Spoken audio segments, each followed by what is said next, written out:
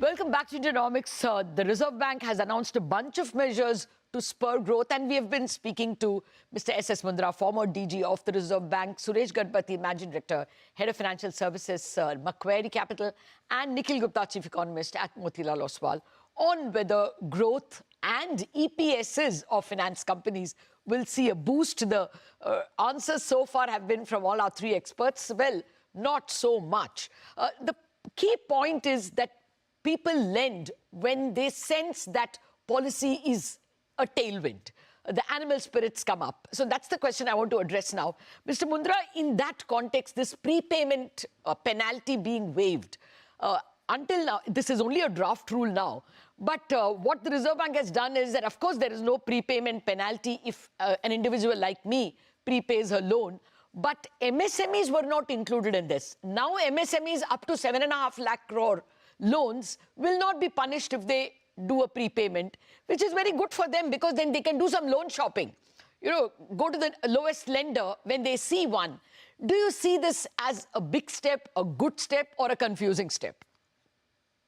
Okay, Latha, just before the break, you were associating the waiver of prepayment penalty with the growth. To my mind, there is no direct correlation between these two. Okay. I don't think it has anything to spur the growth. Yeah, certainly is a move towards the fair practice. But to be very frankly, I'm little confused and surprised with this latest set. Of course, these are the draft regulations. And of course, it is with a disclaimer I am mentioning because RBI may have good reason to come with the draft which they have come with. They have a better access to the data point and the more nuanced breakup within the industry. But to my mind, any regulation should, at least three things should be there. It should be principle-based, it should be consistent, and it should be non-discriminatory. Somehow, from the basis of all the information which is publicly available, I'm finding that this draft is falling short in all the three categories somewhere or other. It's a long discourse, but I would presently only cover why I'm talking about the principle-based. If time permits, I will talk about the consistency and non-discriminatory as well. Now, see, why prepayment penalty is levied? What is the principle? Let us understand. There could be two situations. One is time mismatch. In the sense, if I give you a simple example, that as a lender, I source fund from somewhere for a particular duration and lend to someone for the same duration. And if someone is prepaying, then there is a ALM mismatch, time mismatch is there. Real life, it doesn't happen because it's a moving pool. Lender is collecting money from various places, lending, and banker's job is to really arbitrage on the time. You borrow short, you lend long, and you earn the spread. So principle-wise, that issue is not involved here. But the second issue, why prepayment? Because in a loan which a bank has raised the money on a particular rate and then lent and earn a spread. Now, if it is prepaid, they are required to redeploy it. There is a possibility that redeployment could be at a lesser rate than what was the loan which was prepaid, and bank is tend to lose. But that is where why it is not exempted on the fixed rate loan and on the floating. Because in floating rate loan, even if loan would have continued, the borrower would have been benefited by the reduced rate of interest as a principle. And that is why on a floating rate loan, this waiver, that is the principle. So principle-wise, is fine. I mean to say this is how. But what I'm trying to say, the principle is equally applicable to all kind of borrower. The situation which is there for an individual or for a MSC up to 7.5 crore is equally true for a MSC which is above 7.5 crore or for a medium enterprise or even for a large borrower. So that is why when it is applied selectively, somehow I feel is not, then is not completely principle-based for all the category of borrowers. Let me come to the other two gentlemen also to get their views. Suresh, I would think that this also helps good loan shopping by the MSMEs. I agree that this is not as revolutionary a step. It was more intended for fair practices. The NBFC rule is bigger. But do you think an NBFC lender, say an Umesh Revankar or the Rajiv Jain of Bajaj Finance, would now get the view that there is a tailwind behind us? RBI is on our side in terms of growth. You don't think that spurs animal spirits? No, on the contrary, it's a headwind for them because remember that a lot of banks were not charging some of these prepayment penalties, and the RBI has very clearly said in the circular that the supervisory audits revealed that the policies were quite inconsistent across several organizations. That they were charging prepayment penalties. So what exactly happens is by doing this, you're reducing the switching cost. Okay. So for example, without taking any NBFC name, say an XYZ NBFC, which is maybe a AAA or a AA rated NBFC, was intentionally imposing a prepayment penalty so that the borrower didn't want to go to a bank.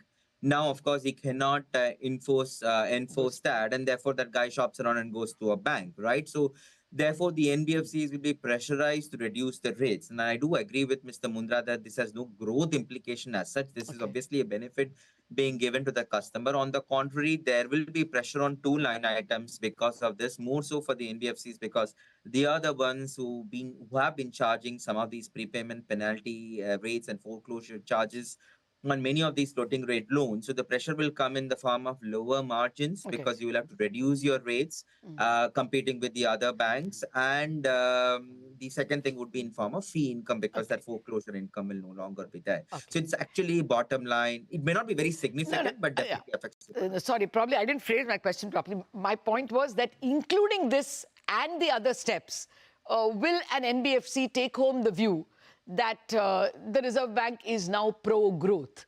Will that sentiment, I'm a great believer in this concept of animal spirits. It's not often the dynamics of the economy, but the sense that, oh, this is a good time, that normally spurs economic growth.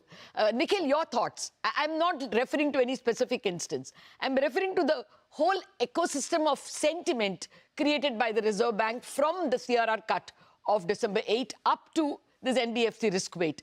Do these complex of events, create a kind of an animal spirit spur for, lenders, both bankers and NBFCs?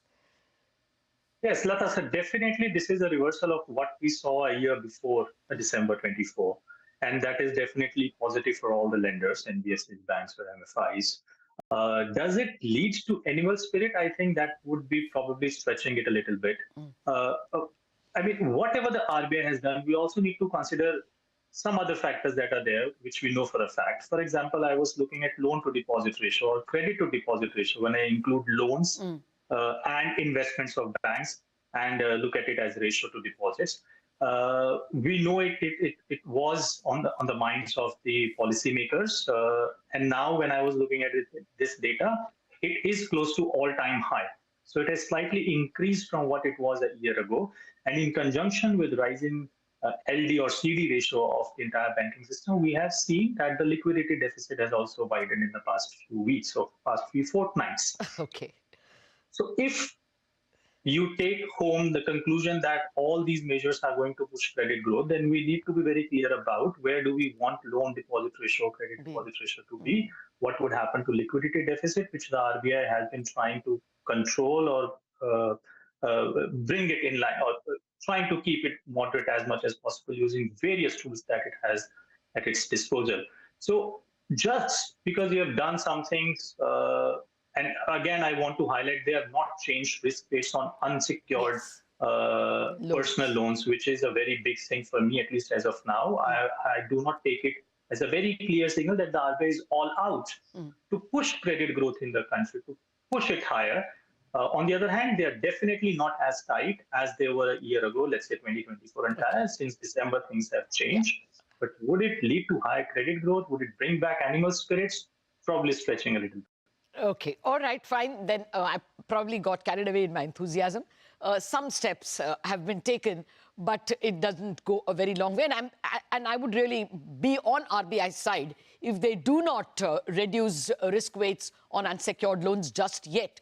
The kind of stories we are getting from both MFIs and unsecured loans, credit card loans, is not very positive. As a regulator, I would be worried. Mr. Mundra, the last word is to you. Let's end it on that prepayment penalty note that you wanted to say. We have a couple of minutes. What would you want the Reserve Bank to do on this issue? Yes. So just number one, if you look at very quickly, All the individual borrowers are out of it. Individual borrowers for business are out of it. MSCs up to 7.5 crore are out of it. Yes. All the large borrowers in any case, I mean, the general practice, when the interest reset is due for their loan and floating loan, they always have a prepayment option, either with no penalty or with a very notional penalty. That is the reality. It means it leaves only a segment of MSCB as above 7.5 crore and medium enterprises. Okay. I don't know why. So that is why I was talking about discrimination and Fair point. inconsistency. So I will be very quickly, I will have a 3 ask. Number 1, it should be uniform across the borrowers and the lenders based on principle. That is number 1. Number 2, to my mind, now lock-in period is waived in this draft circular. I think there should be a reasonable lock-in period which should be permitted so that the lenders are allowed to do a more consistent business planning. Okay. It should not be, very strict, but there should be a reasonable lock-in period, which should be. And the third point, I would say reasonable prepayment penalty can be allowed, because when you get the prepayment and before you redeploy, theoretically the money is invested in treasury operations, which yield little less. And a loan, when it is given, also involves administrative and operational costs. So something which is very, very, reasonable, only covering this kind of cost may also be considered. So I would say these are the 3 asks I would have in my mind. Okay. Well, thank you very much, Mr. Mundra, and I hope the message is heard and you will write to the Reserve Bank before March 31st. But the key takeaways from the other gentlemen on growth itself is, even as Mr. Mundra pointed out, this is not an all-out signal. After all, the risk weight on unsecured loans has not been lowered. So Nikhil Gupta not changing his growth forecast just yet, considering the, of course, huge headwinds from the tariff issue itself and other growth constraints. Suresh Ganapathy also not changing any of his EPS or net interest margin forecasts for the companies that are being tracked. Nevertheless, the market in a slightly happy mood after these announcements. Thank you very much for joining us with your 360-degree perspective, Nikhil, Suresh and Mr. Mundra. And thank you everyone for watching Economics.